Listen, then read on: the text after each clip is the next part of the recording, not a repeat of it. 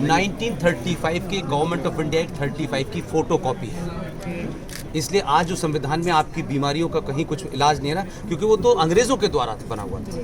तो हम कहते हैं संविधान में एक पैरेलल व्यवस्था चल रही है। इसलिए सेकुलर भारत भी है, लेकिन उसके बावजूद भी 5,500 करोड़ का मुसलमानों का सच्चर कमीशन का बजट है, जिसमें मुसलमान युवा बच्चों को सिर्फ 10 लाख रुपए 20 लाख रुपए लोन दिया जाएगा, वो वापस न करें कोई फर्क नहीं। इसी तरीके से माइनॉरिटी कमीशन का कई हजार करोड़ का बजट है। इसी तरीके से मुस्लिम पर्सनल बोर्ड का बजट है। इसी तरह मुस्लिम एजुकेशन बोर्ड का अलग से। तो जब भारत सेकुलर है तो फिर ये क्यों है? सही बात है। फिर ये क्यों है? तो सब तो आपके मंदिरों पे जो पैसा आप चढ़ाते हैं, जो बात मैं सार्वजनिक मंचों से कहता हूँ, खासतौर से महिलाओं से कह रहा हूँ, आपके मंदिरों पे जो पैसा चढ़ता है उसकी 2 मिसाल देता हूँ।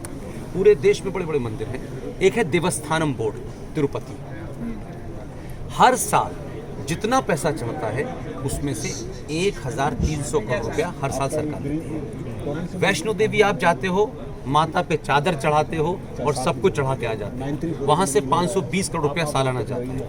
आपके मंदिरों से अरबों पैसा, जितना पैसा सरकार का बजट नहीं है उसके बराबर का पैसा आप चढ़ा के आते हो। आप सोने का मुकुट चढ़ाते हो, वो पैसा सरकार लेती है और उसी पैसे से ये सरकार मुसलमानों की स्कीम चला रही है, IAS बना रही है, PCS बना रही है और गला काटने वालों को सरकार पैसा दे रही है। इन मुद्दों को आपके न नेता उठाते हैं ना आपके लोग उठाते हैं कि भाई जब आप चर्च से पैसा नहीं लेते, आप गुरुद्वारे से पैसा नहीं लेते, आप चर्च किसी और मजहब से नहीं लेते, तो भारत के मंदिरों पे तो पैसा मेरी आस्था का पैसा है, इस पर सरकार पैसा कैसे लेती है? फिर दूसरा, सारे सरकार ने जितने भी हिंदुओं के मंदिर हैं उनका नियंत्रण जो है वो सरकारी हो गया है। यानी डिस्ट्रिक्ट मजिस्ट्रेट अगर अब्दुल रहमान है तो आपके मंदिर उसके अंडर में आएगा।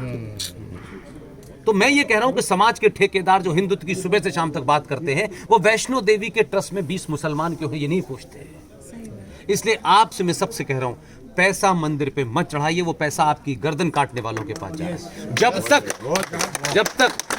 तक ये पैसा आपका है, मुझे छोड़ के ऐसे पागल इस देश में बहुत कुछ काम कर रहे हैं, उनको जाइए, उनकी जेब में 10 रुपए रख दीजिए। उनको पहचाने कैसे सर? सब इस दौर में सब साफ है, सबको पता है।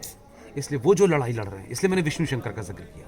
एक साधारण परिवार का लड़का अपने पैसे से फ्लाइट की टिकट लेता है, बनारस में उसके ऊपर हमला होता है, बनारस में फिर हम जाके चीफ सेक्रेटरी से मिलते हैं, उससे सुरक्षा। ये सार्वजनिक मंचों से नहीं कही जा सकती। हमको पैसा कोई आए, उनके साथ ये 2,000 रुपये ले लीजिए, हम